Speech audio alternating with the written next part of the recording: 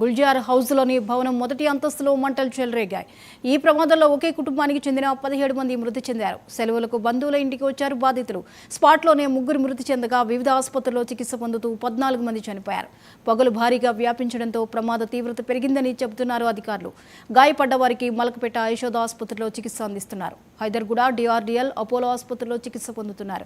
Osmania, Nampally care ఆసుపత్రుల్లో treatment తీసుకుంటున్నారు బాధితులు. వారిలో పలువురి పరిస్థితి విషమంగా ఉన్నట్టు సమాచారం. ఇక ఈ అంశంపై మరిన్ని అప్డేట్స్ లైవ్ లో అందించడానికి స్పెషల్ కరెస్పాండెంట్ తేజ సిద్ధంగా ఉన్నారు. తేజ, చెప్పండి, అక్కడ పరిస్థితి ఎలా ఉంది? మంటలు అదుపులోకి వచ్చే పరిస్థితి కనిపిస్తోందా?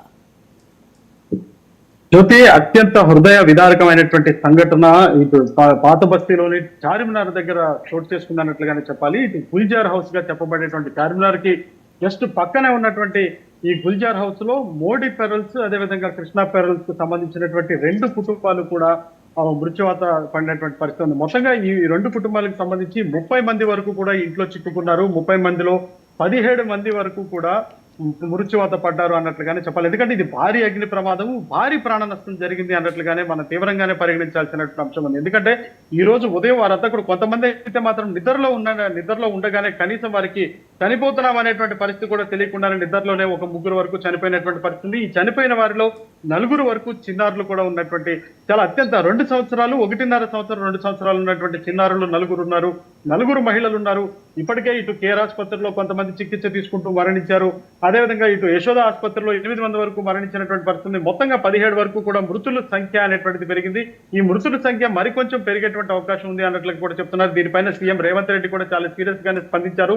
తక్షణమే ఆయన మంత్రి పొన్నం ప్రభాకర్ ను ఆదేశించడంతో మంత్రి పొన్నం ప్రభాకర్ ఇక్కడికి చేరుకొని మొత్తంగా ఇక్కడ పరిస్థితిని అంతా పరిశీలించేటువంటి ప్రయత్నం చేస్తున్నారు. పర్యవేక్షించడమే కాకుండా అక్కడ క్షతగాత్రులు ఎవరుతున్నారో వారికి మెరుగైనటువంటి వైద్య సహాయం ఇచ్చే విధంగా కూడా ఆయన ఆదేశించినటువంటి పరిస్థితి ఉంది. దీనికి సంబంధించి, ఈ ఘటనకు సంబంధించి ఇటు తెలుగు రాష్ట్రాల నుంచి కూడా, ఇటు ఆంధ్రప్రదేశ్ నుంచి ముఖ్యమంత్రి చంద్రబాబు నాయుడు కూడా దిగ్భ్రాంతి వ్యక్తం చేశారు.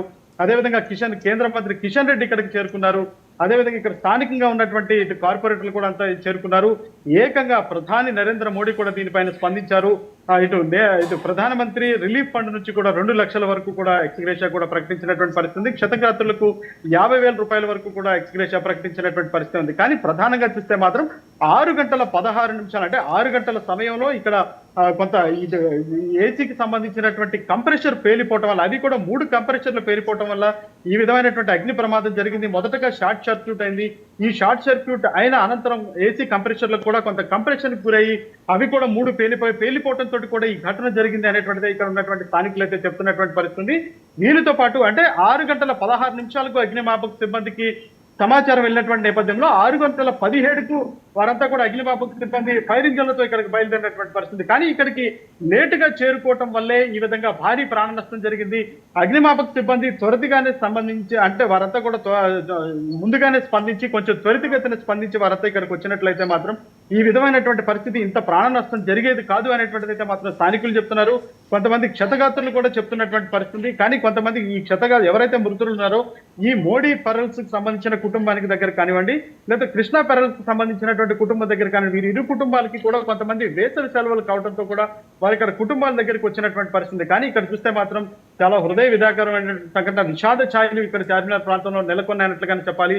ఒకే 2 కుటుంబాలకు సంబంధించి 17 మంది మృత్యువాత పడటం అంటే అది సాధారణమైనటువంటి విషయం కాదు. కానీ తరచూ కూడా హైదరాబాద్ లో అగ్ని ప్రమాదాలు జరుగుతూ ఉన్నటువంటి పరిస్థితి ఉంది.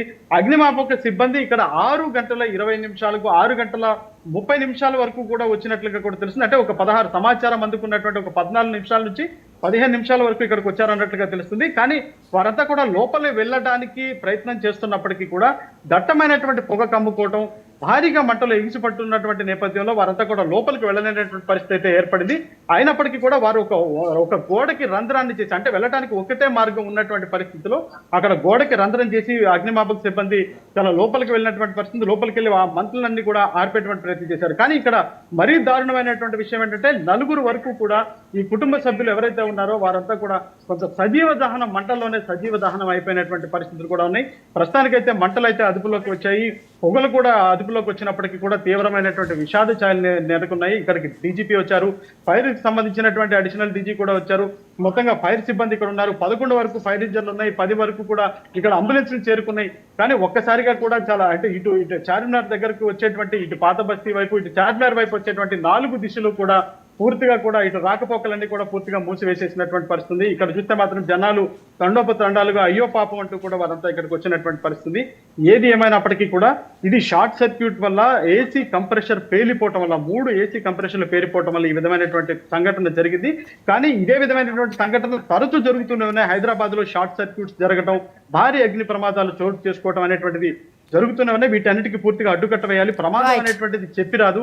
కాబట్టి ఇవన్నీ కూడా జాగ్రత్తగా ముందస్తు చర్యలు తీసుకోవాలి. వీటన్నిటికి సంబంధించి కూడా పూర్తిగా ఫైర్ సిబ్బంది అంతా కూడా ఒక స్పెషల్ డ్రైవ్ చేపడతారని చెప్పి మంత్రి పొన్నం ప్రభాకర్ కూడా చెప్పినటువంటి పరిస్థితి. ఏది ఏమైనప్పటికీ కూడా ఇక్కడ చార్మినార్ లో విషాద ఛాయలు నెలకొన్నాయన్నట్లుగానే చెప్పాలి. 17 మంది మృతులు సంఖ్య పెరిగింది. ఈ సంఖ్య మరింత పెరిగేటువంటి అవకాశం ఉంది అన్నట్లుగానే మనం చెప్పాలి. Right, thank you Teja.